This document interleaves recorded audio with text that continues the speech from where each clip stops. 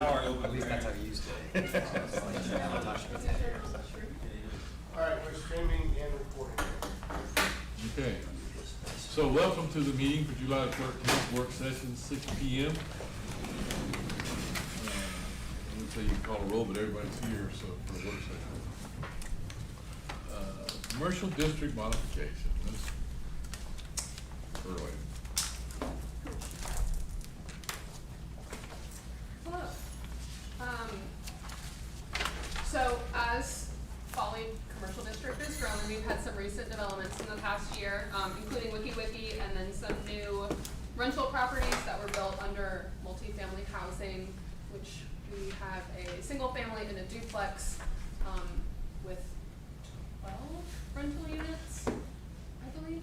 It's 15 bedrooms. 15 bedrooms on a single standard lot in the current downtown commercial district.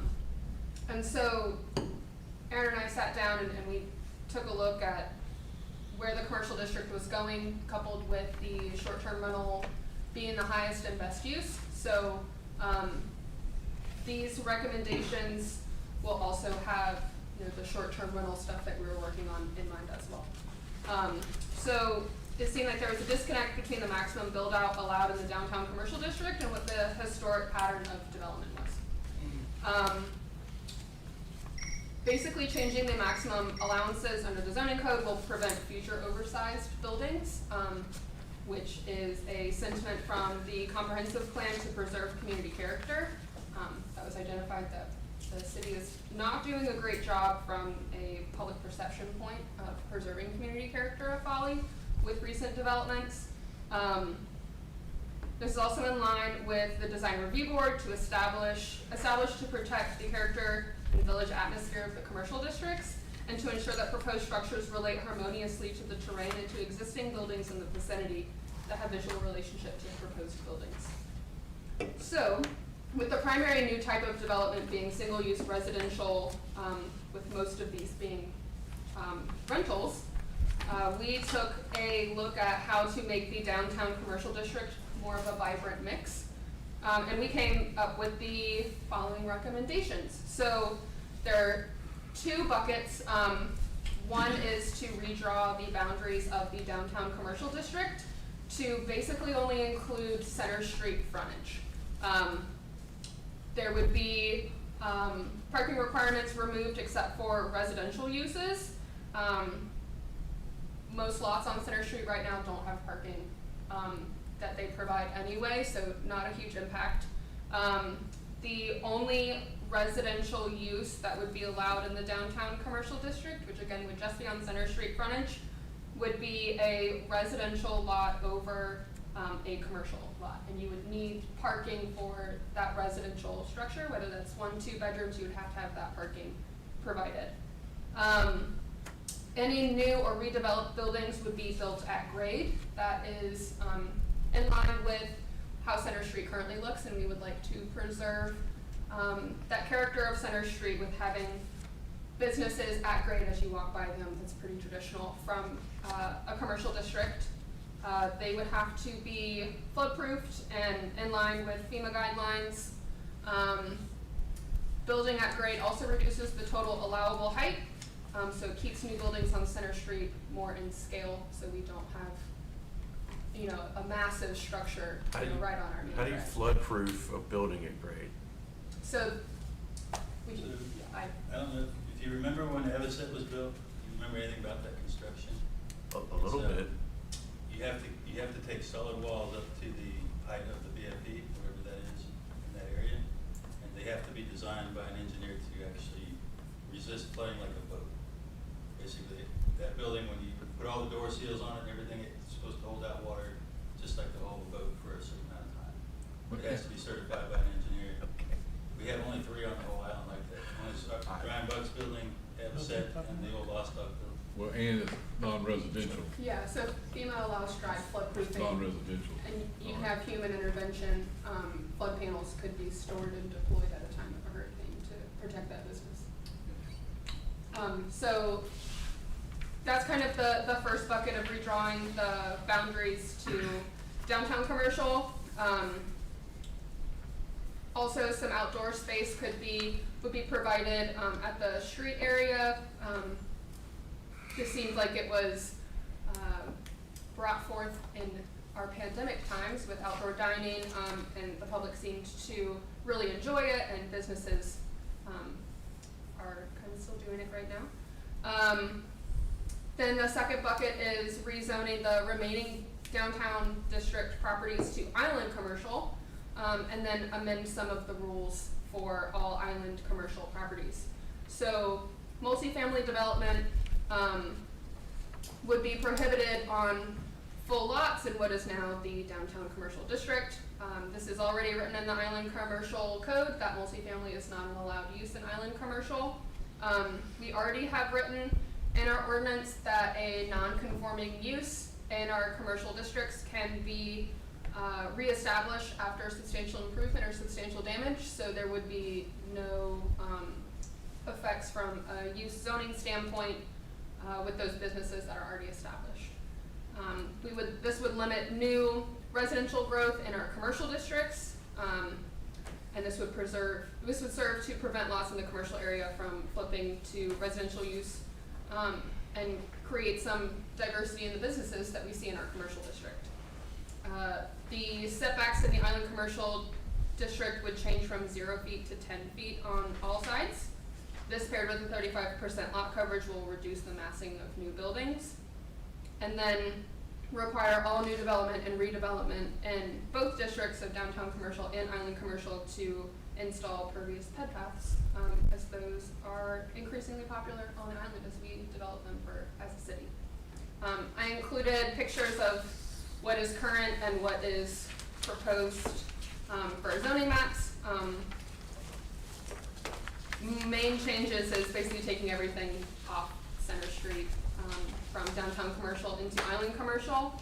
You'll see that the properties, Rita's and Sand Dollar, and the properties that are at our chicken center go from island commercial to downtown commercial as they front Center Street. Happy to answer any questions that you guys may have. When do you plan on this being presented to council to vote on or remand to planning? So that kind of depends on this discussion. Kind of what I think is based on feedback that we get here. I haven't done an in-depth detailed ordinance exact wording, so I would work on that. We would probably do another work session, whether that's August or September, for you guys, see what kind of comments we get, then you would remand to planning commission.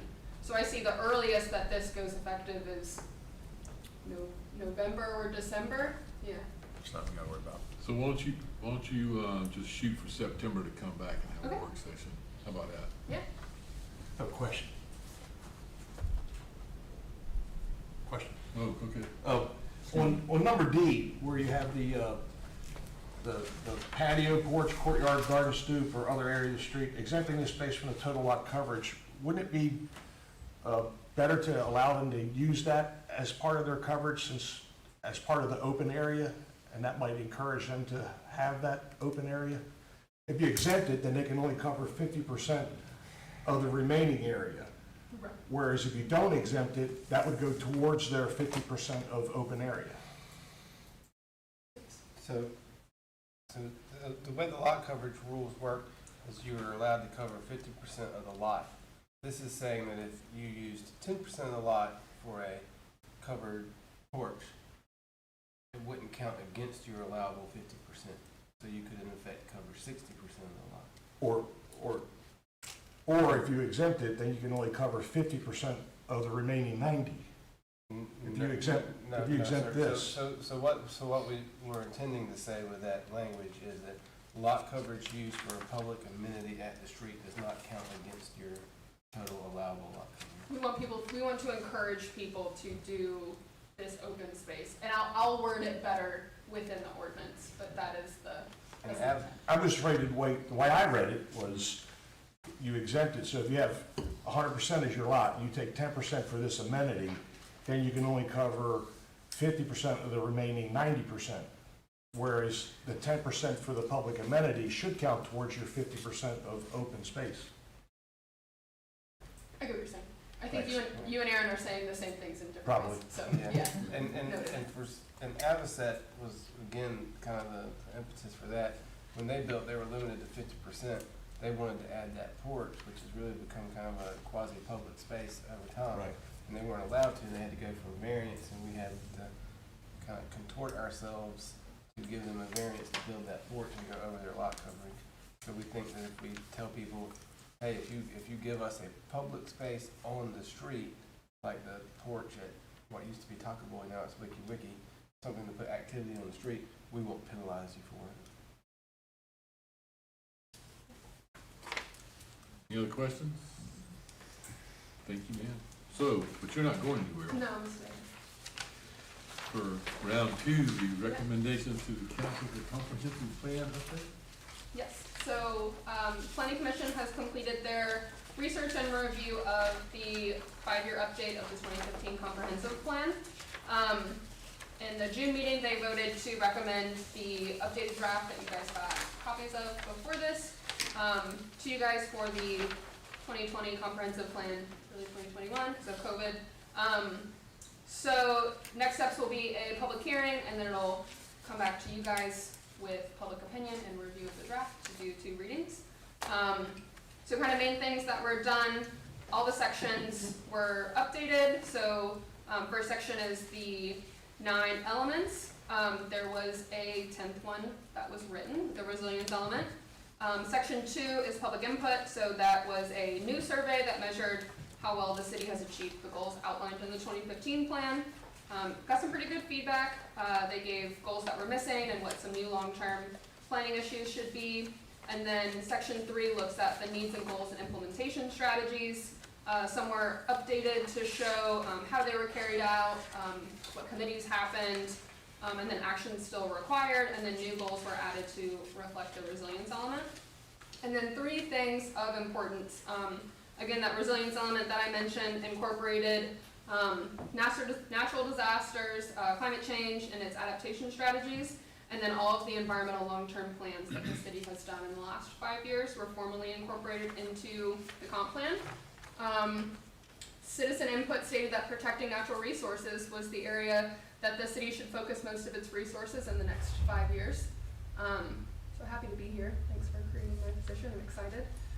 New goals and needs were identified.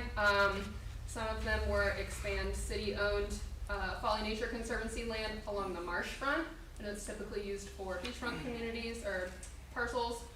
Increase air quality on the island, reduce emissions and carbon footprints, explore establishing historic preservation district or guidelines to hold community character and keep the Folly Cottage feel alive. Invest more in public safety officers to properly enforce newly passed ordinances, and then study parking and traffic on the island and adjust procedures as necessary. So that's what you'll find in the comp plan update, and I am happy to answer any questions about that. I don't have questions, first of all, this is massive, the progress, the diligence, it's an amazing task as far as the whole process. Secondly, a lot of it really helps us focus on the voices of the residents. So I took all of those, and the only general comment I would have is to truly emphasize the language based on what they say. Multi-purpose, just a little could be, but that's sort of my nature as far as re-emphasizing that and centric to Folly, those kinds of things. So if there's anything that I could do as far as getting to the final document. And last but not least, the other thing that's beautiful, the way that you bulleted at the end, is it goes back to the budget in the sense of looking at DPW, parks, what we did for public safety. And so that, I just think it just ties it all together. So thank you. And also, I couldn't have done without Aaron kickstarting the whole thing and guiding me through that whole process. So kudos to him as well. Mr. I'm glad to hand it off. I made You some, were so glad to hear. I made some comments about, nothing substantive changes, but some things I thought were left out could be added in, and I guess my Catholic education, I got some spelling mistakes that I found, and I feel the need Oh, to, please, yeah. mark those. So Yeah. if I could just maybe share them with you or with Aaron over the next week or so. Yeah, you can email me or That's call me great, or thanks. whatever you need. Can you include any, you said y'all did a new survey that got data from everybody, can you include the numbers of that? Because the one thing I want to piggyback on what she said, it's great if, 500 residents responded, then that's awesome. If 5 residents responded, I talk to more than that every day. So I don't want everybody to get kind of persuaded into what 5 people think if that wasn't it. We want to make sure we're covering as many as we can. So the results of that survey would be nice. Yep, so that's in section 2. 37. It was 37 people, so it's Well, in red after that's- the full one. Right, so I usually listen to updates- Adam more than that because he literally knocked on 1,000 doors on his Yeah. campaign, so he talked to more people than that by far. Yeah, so we'll have more with the full rewrite, in 4 years. And updates don't get as much attention as the full comp plan redo. Especially with COVID, people definitely had some computer survey fatigue. But yeah, I definitely think that we should have more citizen outreach for the next go round. Well, your numbers for, what do they be, 407, whatever, I mean, off the top of my head, when I look back and actually did the numbers and how you came up with the themes, I mean, that seemed reasonable to me. The other thing I think for the next go-round, based on data, numbers, whatnot, and crunching, is to throw out the outliers, which I'm sure you already did, you threw out the outliers. And absolutely one quote, is an outlier. So, I mean, I'm sure you've whittled and whittled Yeah. and whittled. Yeah. So you've gotten rid of the outliers. Where was this on the website, the survey? Because I just don't remember seeing it. It was on the website, I think Colleen posted on Facebook and sent it out to an email list as well. To which email? And we can look up and see if you guys got it too. Because I don't remember seeing, and I've been really busy for the last couple of months, but Adam didn't remember seeing it, and I didn't before I said anything. All right, That's, I mean- we'll review the public notice that went, but one thing to keep in mind is that, not to confuse the original survey done with the plan, which is 400 or 500 people. Right. So the bulk of this was based off of that. This is just an update to it. So this survey, the questions that were asked weren't necessarily tell us new things for the plan. It's, are you aware of the comp plan? If you're not aware of the comp plan, go to it and read it and tell us which goals that are in the comp plan you'd like to do. So it's not that we're shifting focus entirely based on 37 Right. responses. It's trying to measure how many people had read it and if they were aware of any of the progress that we So it was something like, when she said earlier, most people think that we haven't done well in It was preserving community character. of the survey. Was that from the 500 or was that from the 30? That was the 30. 30, yeah. Okay, well that, I So the mean, 500 people told us to preserve sorry, community Yeah, I character. don't, I'm not gonna get into that one. Right. That's, I think we've done a great job. me too, that's what I'm saying, that was kind of disheartening to hear, but it was only a 30-person survey, then I'm not putting too much into Yeah. that. No, it was the, I'm it was the you 500. brought that up. But there'll be an opportunity at the public hearing for people to add And that, more yeah, that input will as really well. Right. emphasize. So maybe that's another way to capture. And you guys can spread the word up when. If we get more than that 2 public people at hearing. the public meeting. Yeah. If we knew about the survey, we would've. Okay, any other questions or comments? I think you've done a good job trying to get it out there. It's like everything else, it gets behind the 8 ball and people say, But it is important for people to answer the surveys, and I know I'm not one of the world's best at doing it, but they are important. And we hope that now that COVID's over and we can have in-person meetings, It gets better. we'll get some attendance. We struggle to attract visitors at planning commission meetings. Thank you, Mr. McFarland. Yeah.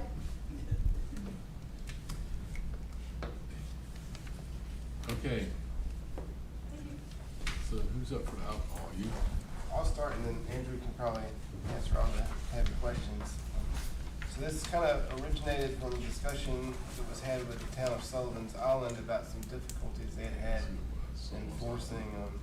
enforcing a ticket for a malt beverage. It was for a malt beverage, right? Or hard seltzer.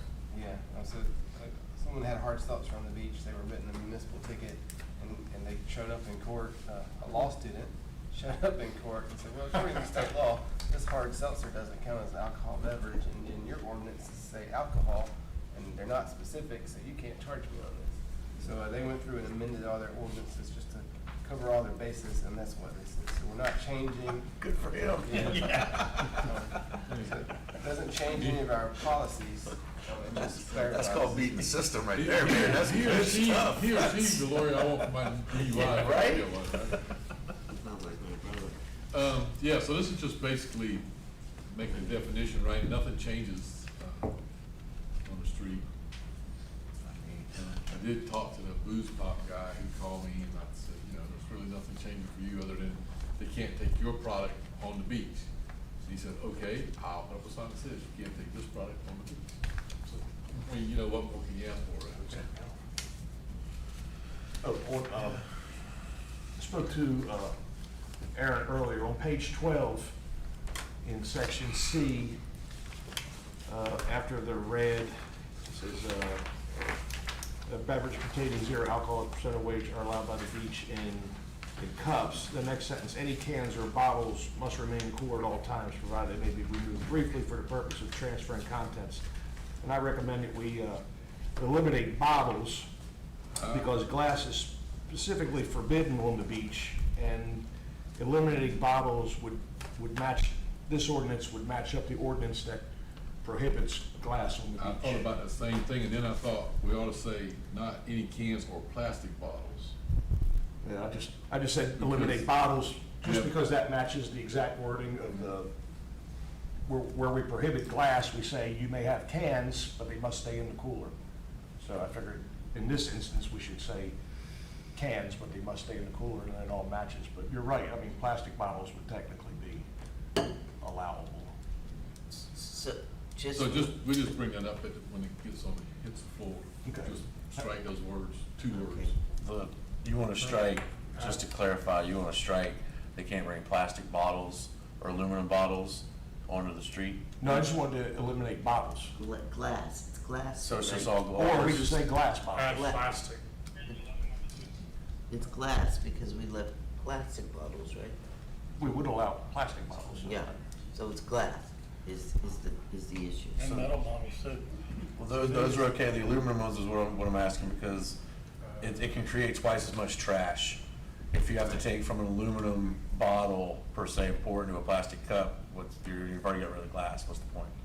So we could say, Glass cans or plastic Plastic non-glass. and aluminum. Yeah, you could just, Joe's got it, just any cans or non-glass bottles. There you go. Yeah. Okay. Good job, Joe.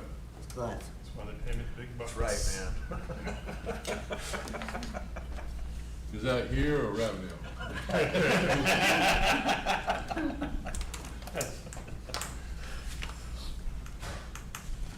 I seen your mayor from down there the other night, I forgot he was there. Like, okay. So, you wanna talk about the beach walk villas? so. and- You got plenty of time.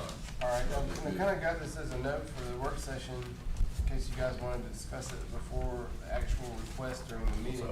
After the last meeting, when Beach Hawk Villas were denied their request to eliminate all of the plantings and basically have a 70 foot wide continuous driveway, we sat down and we reviewed the information that they had submitted and tried to figure out,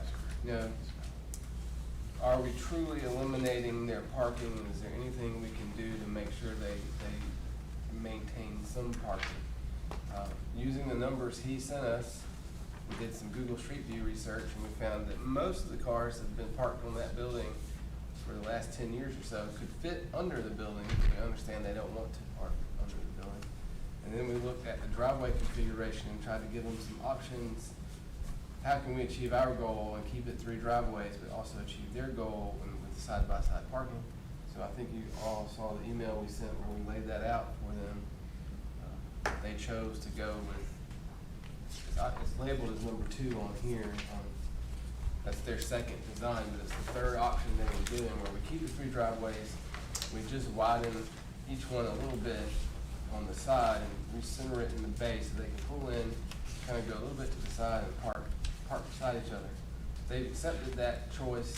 It still maintains 3 driveway and 3 three, little sweetgrass kind of stub outs there. So they're gonna come back tonight and ask you guys to approve that as a change to the plan. So it's there on the drawing on page 30. So on page 30 at the bottom is how the plan that was approved last year looks.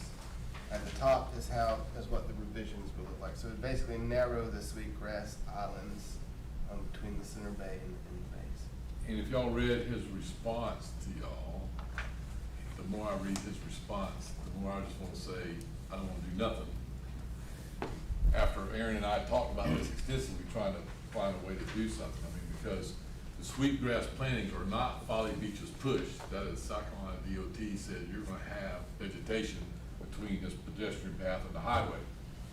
And so there were some other things in there that he accused us of doing. It's like, really? I mean, you can park your cars underneath your building, you don't wanna pay the extra insurance. But the guy's response was not what I would say I would write to someone who I'm still asking a favor from. But that's my opinion, I read it more than one time. Aaron, what do you think this does to the timeline? I'll defer to Eric on that answer. And Eric and I talked briefly before the meeting, and I know a lot of folks had questions about, what's been submitted to DOT and what's been approved. So Eric has a status update on kind of the whole Just thing. got an update today, right before our staff meeting. We had comments come back on the utility conflicts over here. DOT wants us to change from curbing over there to switch to a narrower path where we have to go around the poles. So as of today, Davis Employee is now gonna have to redraw that to get the west side approved, and DOT wants to see that vegetative buffer. That was the reason they did not want to approve the curbing that we had thought would work over there. So when they get those corrections and modifications made, that will be submitted along with Will Snead's request at 110. That will go back to DOT for further review and approval, hopefully within probably not this week, sometime next week. So that's all gonna be in process, depending on what you decide tonight. That will have to be an additional submittal, however many weeks it takes to get it redrawn and submitted. But we have to, if you guys decide to move forward, we'll have to paid for, turn on Davis and Floyd to go ahead and do the revisions, and then submit that as like an additional change request sometime in the next few weeks or a month. And did it take how long did it take from the time we asked them, can you redraw it for Will, until the time the drawings were It's redone? about 3 weeks. So if we change it tonight, it'll take about 3 weeks for us to get the final drawings together to send to DOT. Send that to DOT as well. So then the project would start till fall time. You're gonna be in that range now. Good. Regardless, That's where it needs to be. And then whether you do this or not. then you still have to do the RFP, right? Oh, yeah. After that. So. And we have to get it all approved, permit in hand from DOT, and then we have to advertise it. Yeah, so Come no back matter, to council for approval. whether you approve this tonight or not, it's still gonna be in the fall. It just may And be. then the later start in the date's fall. gonna depend on who gets the contract. Middle school day. My appeal process is based on two things. They're very simple, and I've done it my whole career, honestly, as a university dean. So appeals get overturned in my world based on new information, new data, new things that we didn't have at the time of our original decision. So is this considered changed, new data, anything? The only change is Aaron sit down and talk to me after he looked at it for a long time, trying to figure out what you might could do to give him a little bit of space to get in that spot. But you notice he went out and looked at, if you park underneath your building, all as long as the cars will fit underneath there. I You know, just- I so read that's that. parking spots. Okay, So the data has not changed. it has not. Okay, so that's one. Second way that I would overturn it is that the process has been flawed in some way. So that if there isn't new information or the process was flawed, i.e. that indeed we disregarded, we ignored, we trampled, we neglected, we stomped, whatever definition of trample or ignored you want to use. I went back through the whole thing and tried to say, is that the basis of the appeal? That we did not, process it, listen, trampled, ignored, whatnot. I did not find that in any of my findings through this whole process. So I just, Yeah, I don't think that city council ignored, trampled, or distorted anything in the process. You listen to the process, we've already been through multiple people on that end of the world. There was already property owners, these people included, in many curbside meetings. The only person that didn't get included in those curbside meetings was Will Sneed, who was a new owner that was new after the process was done. okay, So that was the only new data, was that person changed, the owner changed. So okay, when y'all, my opinion is when you said no last time, it was on good data, good faith, and And the what had process. already been done in the past, yeah. okay.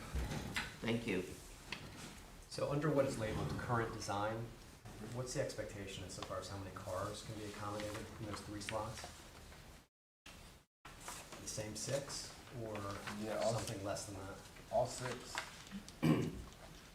The current design problem is, the biggest problem is the one middle porch.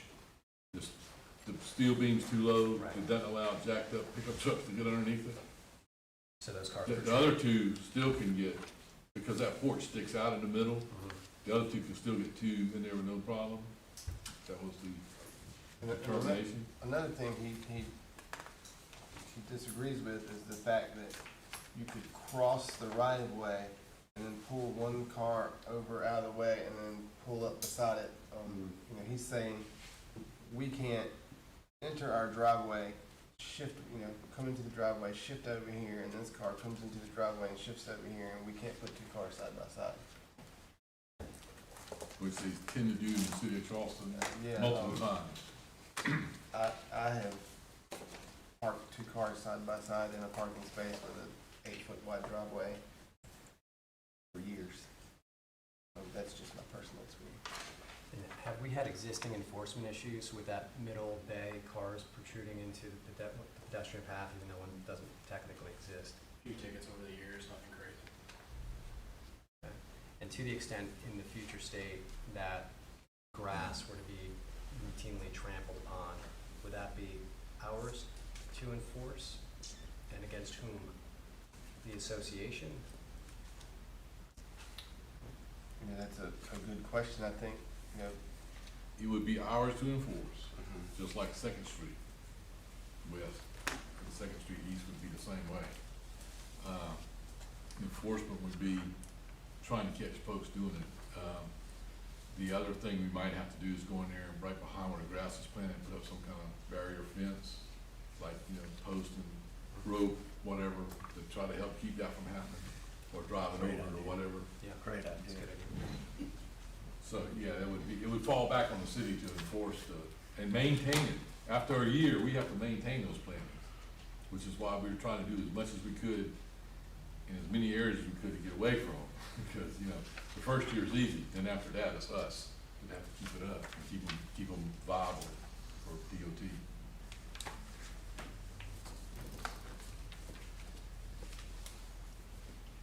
Any other comments? Okay. So, we said 6:45 for the executive session, but I think we could go ahead and move in to the executive session a few minutes early. So, have a motion, have a second? Second. Okay. So this is to discuss legal advice on a settlement case and an update on Braden versus Folly Beach. And that's it. No, we got one more. What's the New lawsuit, Snapper Jacks, yes, St. James. St. James, Yes, sorry. pending lawsuits for St. James Gate and all.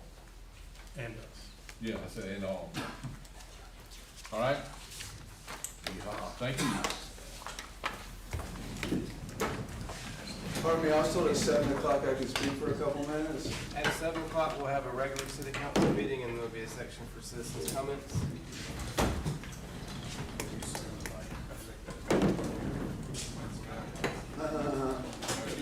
So funny. You telling me we're both? You look pretty funny. Hey, man, Superman. Who do you think you are? We wanna ask him. Yeah, well, that's good. Well, it's constitutional in nature.